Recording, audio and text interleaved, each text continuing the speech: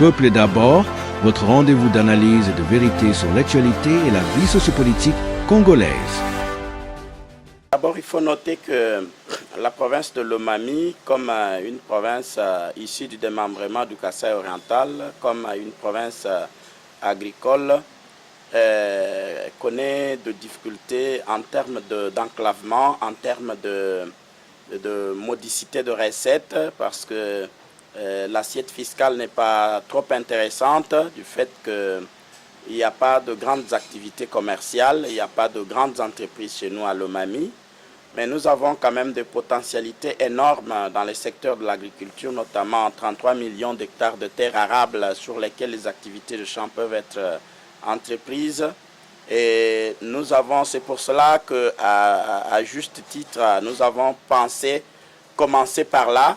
Et dans les 3 mois qui ont suivi notre investiture comme gouverneur de province, nous avons créé une entreprise du portefeuille provincial du secteur agricole dénommée Saplom Sassu. C'est une société par action simplifiée unipersonnelle avec la province comme seul actionnaire, avec les petits moyens de bord, parce que nous avons trouvé la province avec autant d'arriérés d'émoluments, autant d'arriérés de local de honorables députés, autant d'arriérés de salaires et de primes.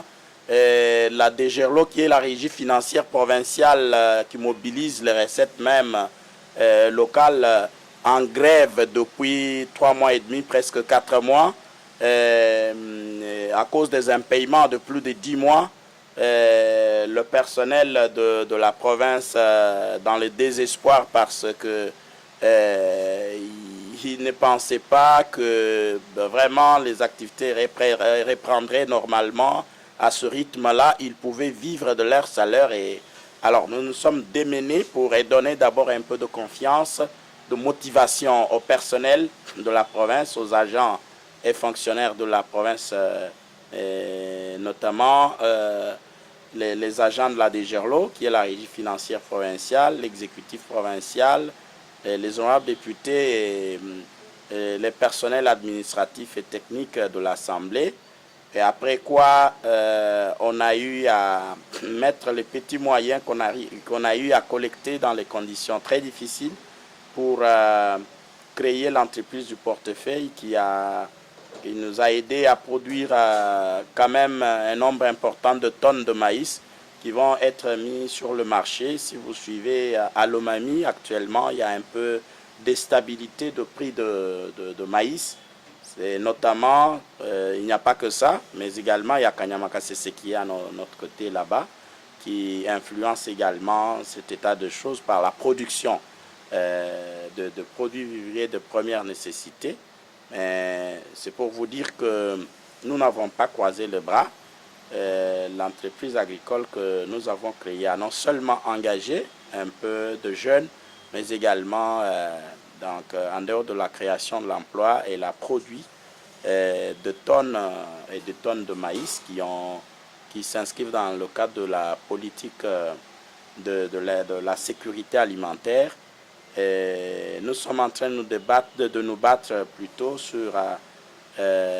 dans les secteurs de désenclavement, mais également de la voirie urbaine, parce que Cabinda, comme chef-lieu de la province, a 0 km de route. 0 km depuis que la province est province. Et avec les sols sablonneux que nous avons, c'est des têtes d'érosion qui se créent à chaque tombée de pluie.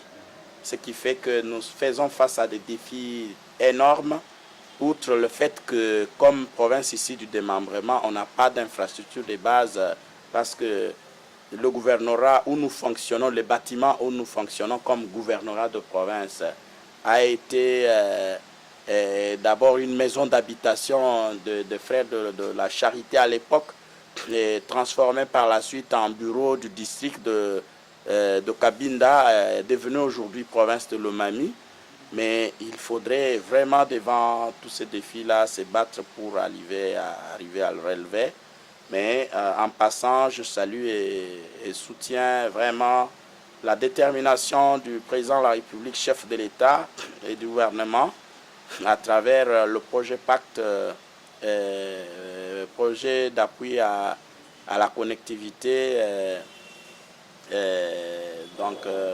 qui nous permet d'acquérir d'ici 2 ans une route à 4 bandes qui part donc sur la nationale numéro 2, hein, qui part de Kabwe vers Mbanga pour la première partie ici. Les études ont été déjà faites pour la deuxième partie qui part de Mbanga jusqu'à la rivière Lualaba pour nous connecter à Kindu Maniema.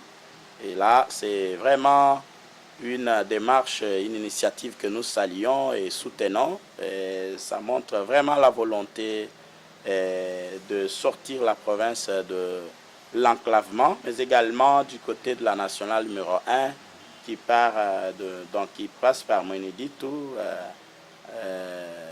vers le Grand Katanga. Également, les travaux avancent. Les ponts venaient d'être jetés sur la rivière Lomami. Parce que c'était vraiment une difficulté sérieuse par rapport au trafic, par rapport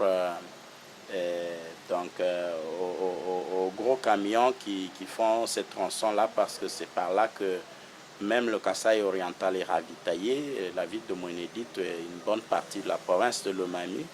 Mais malgré cela, il y a encore des défis énormes, dont les principaux sont l'enclavement, parce que les routes interprovinciales, les routes d'abord provinciales, et les routes de dessert agricole sont presque totalement en délabrement, et il n'y a pas possibilité que le flux des activités, disons, que les produits de champs soient évacués vers les centres de consommation qui sont principalement Mbujimaï, Kabinda, Mweneditu, Nyandanjika, voilà. Alors, c'est vraiment des défis auxquels nous faisons face, pas seulement pour le Lomami, mais pour la bonne partie du Grand Kasaï.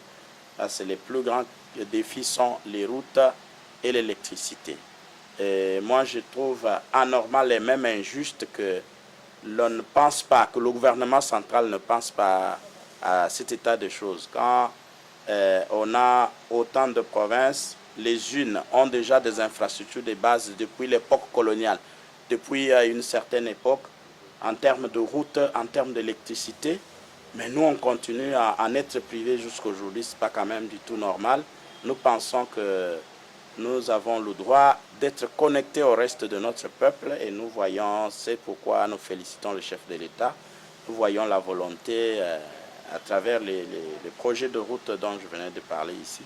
Mais au-delà de ça, on a de potentialités en termes de richesses minières, mais qui ne sont pas converties en richesses réelles, parce que les peuples vivent dans la précarité, alors qu'il y a de l'or, il y a du coltan, il y a du diamant, de jaïri et kimberlitique, il y a autant de minéraux, tout à fait, mais qui ne sont pas exploités faute de l'énergie électrique, parce que l'exploitation artisanale ne peut pas amener une production qui puisse impacter largement le développement de la province. Et vous confirmez donc, que certains experts pensent que les minéraux qui sont là-bas, ce sont les mêmes minéraux qui se trouvent dans le sous-sol au Kadiba.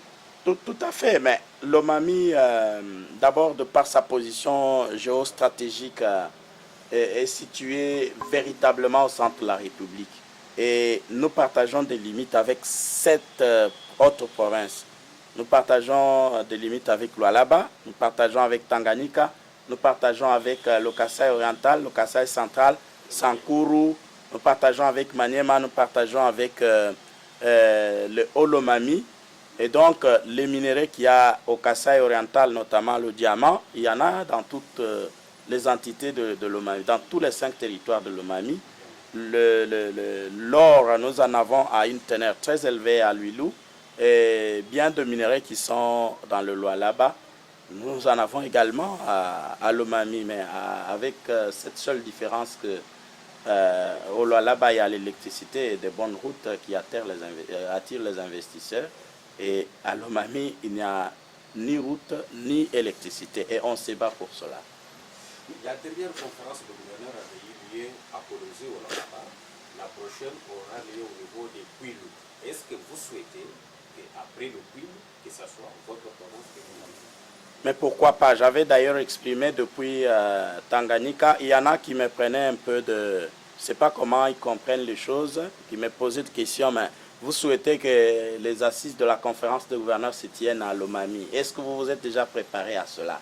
Est-ce que vous avez des infrastructures? Est-ce que vous avez des hôtels qui peuvent loger toutes les autorités nationales? Est-ce que vous avez ceci, vous avez cela? Je me dis, mais la tenue des assises de la conférence de gouverneurs, moi, j'ai un autre entendement de ça. Je pense que c'est une occasion pour les autorités du pouvoir central, notamment le président de la République, qui est d'ailleurs le président de la conférence de gouverneurs, la première ministre chef du gouvernement et différents autres ministres qui n'ont jamais été à Lomami. C'est une occasion pour eux d'y être et de se rendre compte des conditions de précarité dans lesquelles le chef de l'État y a été plusieurs fois, mais je parle des autres membres du pouvoir central. Donc ça va leur donner la vraie image de la province, des réalités que certaines parties du territoire national vivent, notamment Lomami. Et ça peut aider à ce que vraiment les autorités nationales, chacune en ce qui la concerne, puisse penser à une ou une autre de solution aux défis que nous rencontrons. Mais si nous disons qu'il faut attendre que nous ayons de grands hôtels, que nous ayons des routes asphaltées, que nous ayons de l'électricité, que nous ayons de l'eau, que nous ayons tout. Mais la conférence de gouverneurs va résoudre quel problème si tout est vraiment fait? Alors moi, je continue à penser, à croire que même s'il faut aller dormir sur la natte, mais c'est une natte de la RDC. C'est pour que les autorités nationales se rendent compte des réalités, des difficultés qu'éprouve notre peuple, parce que nous seuls, comme gouvernement provincial, on ne peut pas, au vu des difficultés que nous éprouvons sur le plan de recettes. Ce n'est pas pour rien qu'on a pensé à la caisse de péréquation, c'est pour essayer de réduire un peu ces disparités-là entre provinces, parce que nous sommes province d'un seul État qui est la RDC. Et donc, je continue à penser, à espérer que les assises de la conférence des gouverneurs se tiennent chez moi à Lomami avant la fin de mon mandat. Merci. Nous ne pensons pas mener de démarches, mais nous les menons tout le temps ici. Chaque fois que je prends parole à l'occasion des assises qui réunissent les autorités nationales qui ont le pouvoir de décision sur cette question, je ne peux pas faire des minutes sans évoquer, même dans les forats avec des investisseurs potentiels, avec les structures de développement, je n'hésite pas d'évoquer et de rappeler les espaces que nous avons en termes de terres arables sur lesquelles les activités de champ peuvent être entreprises. La difficulté que nous avons le plus souvent, c'est de ne pas valoriser les potentialités que nous avons. Les provinces n'ont pas les mêmes potentialités. Il y a des provinces qui sont assez riches sur le plan de leur sous-sol. Il y a des provinces qui sont riches sur le plan de l'agriculture. Il y a des provinces qui sont riches sur le plan du commerce. Et donc, ce sont des potentialités qui doivent être valorisées. Nous, Lomami, je l'ai rappelé ici, nous avons 33 millions d'hectares de terre. Pour le Grand Kasaï, le grand centre de recherche agronomique pour tout l'espace là, il est en Anajika à Lomami. Mais allez-y voir, je l'ai toujours rappelé, comment voulez-vous qu'on lutte contre l'insécurité alimentaire? Comment voulez-vous vraiment que l'on lutte contre la malnutrition? Quand l'Institut de recherche agronomique qui mène des recherches pour nous produire des semences de base, pour nous produire des semences adaptées aux réalités de nos climats et de nos sols, n'est pas valorisé.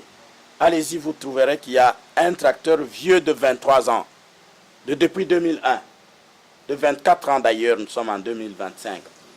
Un tracteur vieux de 24 ans, comment il peut aider au champ de recherche pour les professionnels, pour les agents engagés, payés par l'État pour cette recherche agronomique?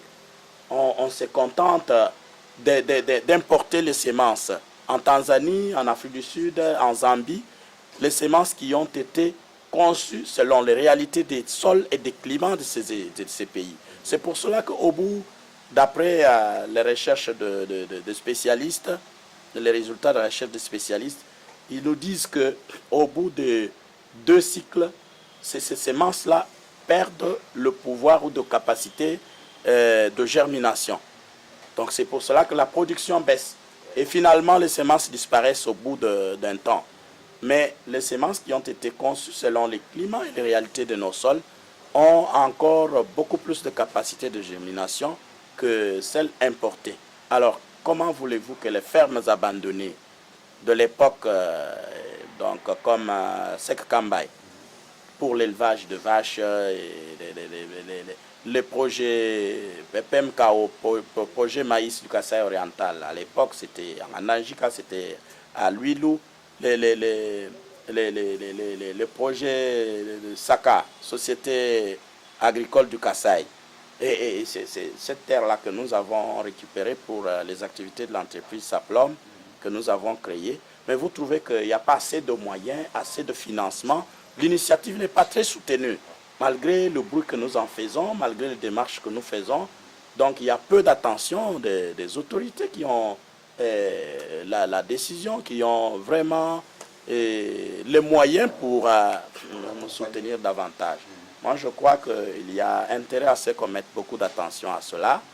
Nous en pensons et nous continuons à faire le plaidoyer auprès du pouvoir central, auprès de nos autorités, pour que vraiment on obtienne un soutien important. Mais quand même, en passant, je dois le dire, je dois féliciter l'actuel ministre de l'Agriculture parce que, aussitôt arrivé, nous avons vu la volonté de voir les choses. Les tracteurs étaient ici à Kinshasa. Ils font quoi? Les tracteurs ici à Kinshasa, ils faisaient quoi? Plus de 126 tracteurs. Heureusement qu'ils venaient de déployer ça. Nous, l'OMAMI, nous venions de retirer. C'est pourquoi nous félicitons le gouvernement central et nous remercions. Nous en avons reçu 5. C'est quand même quelque chose à ajouter sur les 2 que nous avions déjà reçus avant. Donc, en réalité, c'est 6 parce qu'il y a également une structure qui a reçu à titre personnel encore un tracteur de l'OMAMI toujours, ce qui fait 6 plus les 2 qui avaient été reçus avant. Et c'est comme ça qu'on peut produire donc les produits vivriers de première nécessité.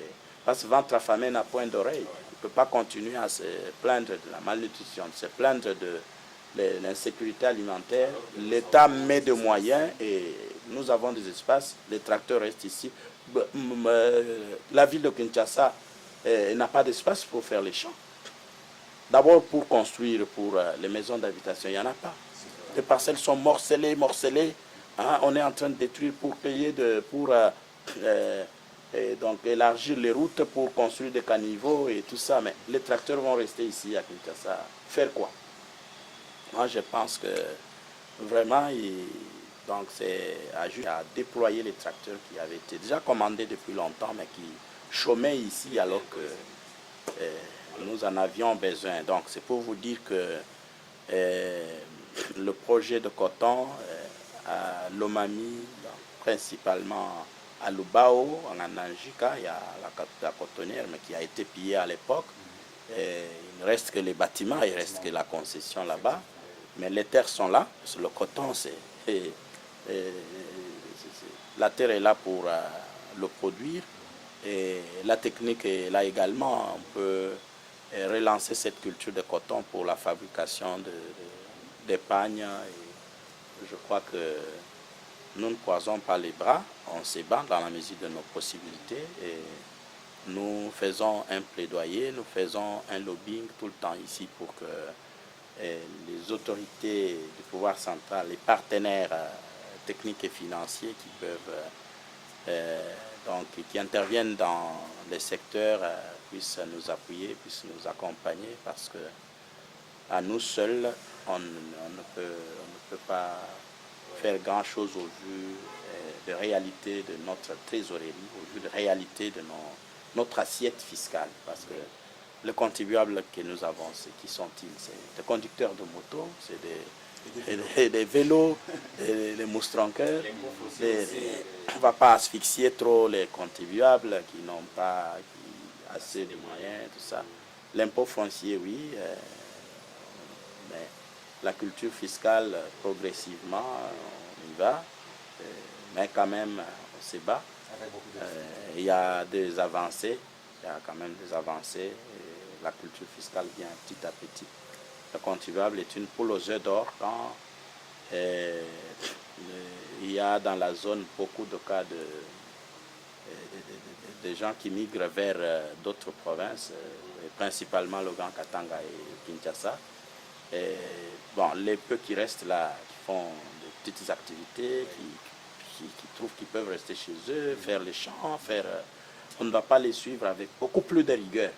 Donc on les fait, on collecte un peu de moyens pour permettre à la province de fonctionner, mais on leur laisse aussi les petits temps de respirer et d'accroître les activités.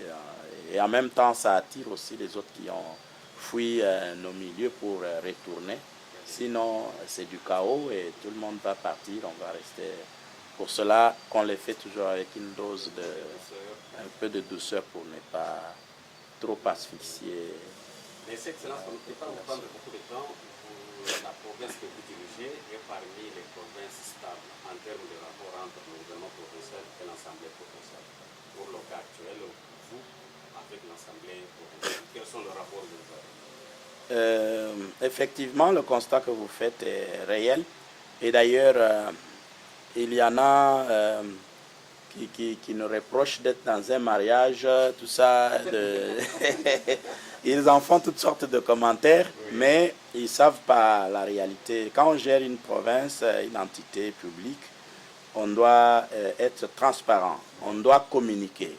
Moi, je me suis dit, bon, si je reste en vase clos, je garde distance avec les honorables députés qui sont mes électeurs. Parce qu'il y en a qui parlent de la corruption. J'ai toujours rigolé, mais je me dis, je vais corrompre qui et avec quoi à Lomami. La seule corruption, et ça c'est un conseil que j'ai toujours donné aux collègues gouverneurs, il y en a qui ont d'ailleurs beaucoup plus de moyens, qui ont des recettes imposantes, mais qui sont toujours dans l'instabilité parce que chacun reste dans son camp, ils prennent les honorables députés comme des adversaires, Moi je crois que nous sommes l'émanation des assemblées provinciales. Et lorsqu'on éprouve des difficultés, on a toujours échangé avec. Moi, je tiens régulièrement des réunions interinstitutionnelles avec les bureaux de l'Assemblée provinciale. Et je tiens même des réunions élargies à tous les honorables députés pour leur présenter les difficultés que j'éprouve dans la gestion. Je communique régulièrement.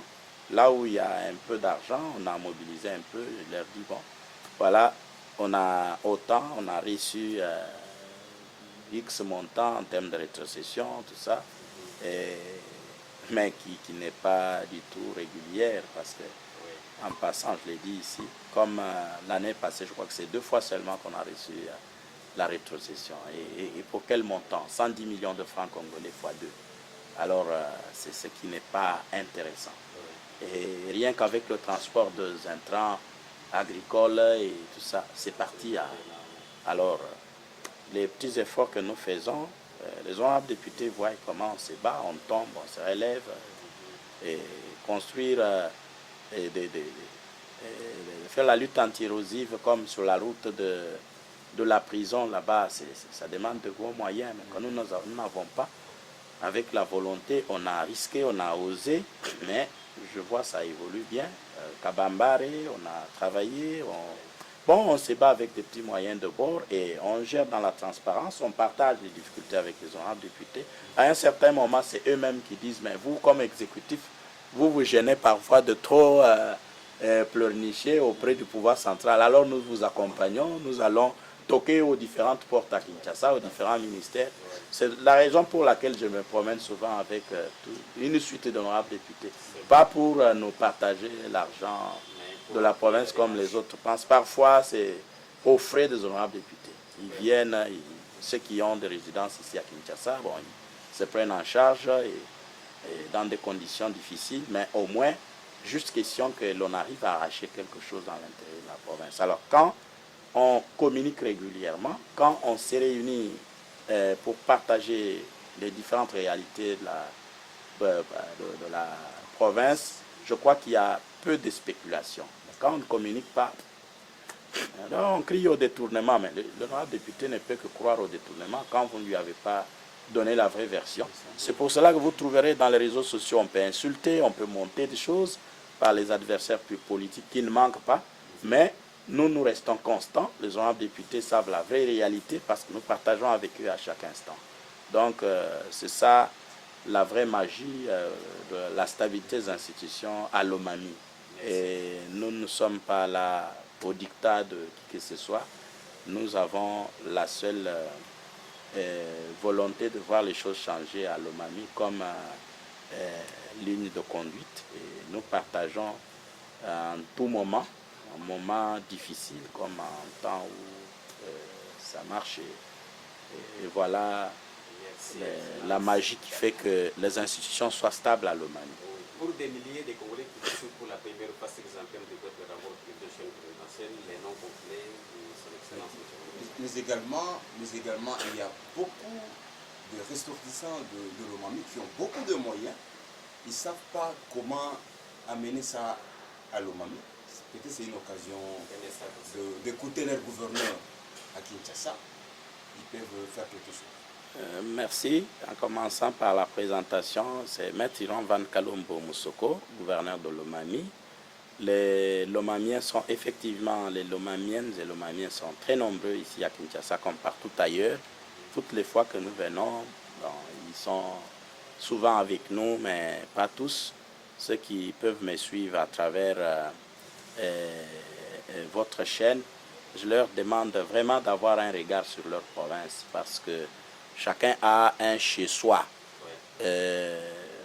Vous savez, on peut aller en Europe, on peut aller un peu partout, mais quand ceux qui vous connaissent passent par chez vous, ils trouvent qu'il n'y a rien là-bas, il n'y a ni eau à boire, ni bâtiment administratif pour fonctionner, ni route, ni électricité.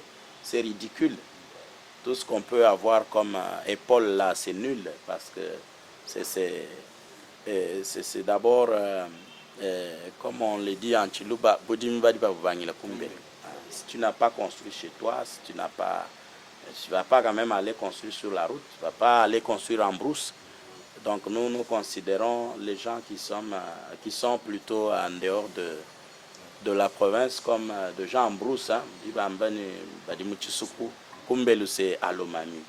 Alors qu'ils aient quand même un regard positif pour leur province. J'ai toujours rigolé, je me suis toujours inquiété de voir parfois certains jeunes dans les réseaux sociaux, ils racontent du n'importe quoi. Vous trouvez que ça va mal, mais faites quelque chose pour que ça aille.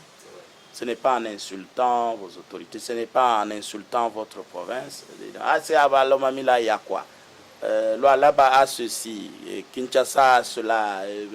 Mais oui, là, c'est là-bas, c'est au Katanga, c'est Kinshasa. Mais vous, chez vous, qu'est-ce que vous avez fait en termes d'accompagnement de vos autorités? Qu'est-ce que vous avez fait en termes de soutien à votre province pour qu'elle soit transformée, pour qu'elle se développe?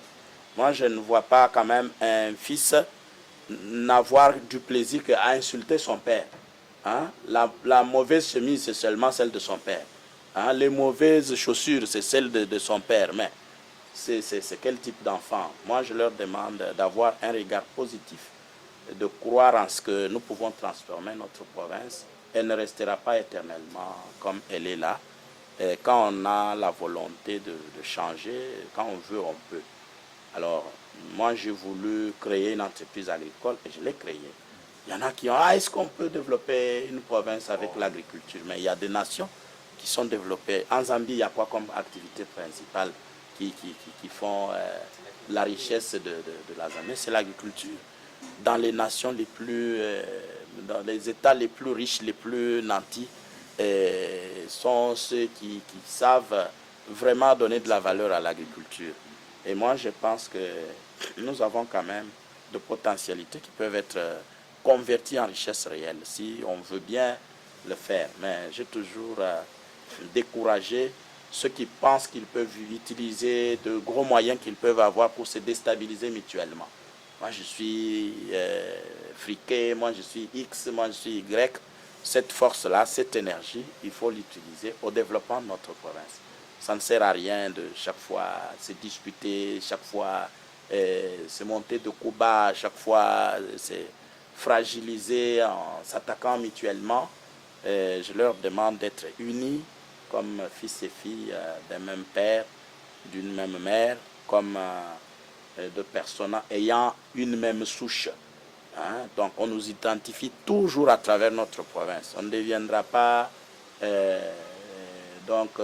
français aujourd'hui. On demeure congolais, qu'on vive en France, qu'on vive en Belgique, aux États-Unis, mais on est congolais, on doit toujours avoir le sang congolais, on doit toujours voir le Congo de la bonne manière.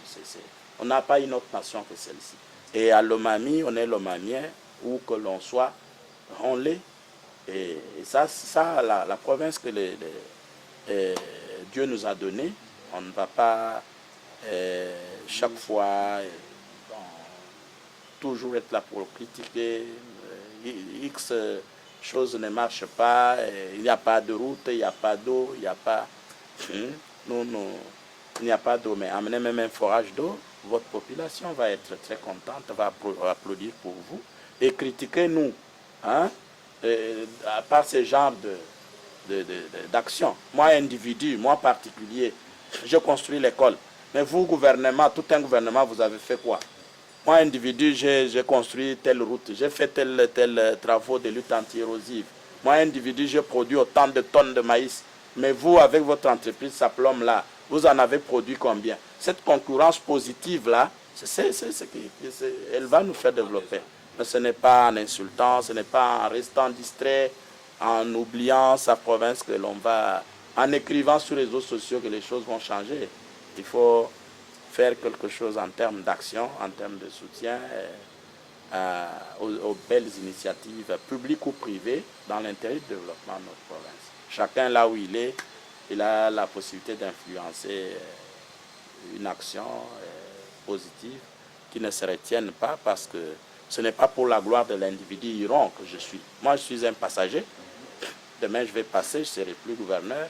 Mais que va devenir la province? En m'ayant privé, vous ne m'avez pas privé, moi. Vous avez privé la province. Alors moi, j'appelle tout le monde à l'unité, j'appelle tout le monde à avoir un regard sur sa province. Voilà le message que je peux donner à travers votre média. C'est moi qui vous remercie. Merci.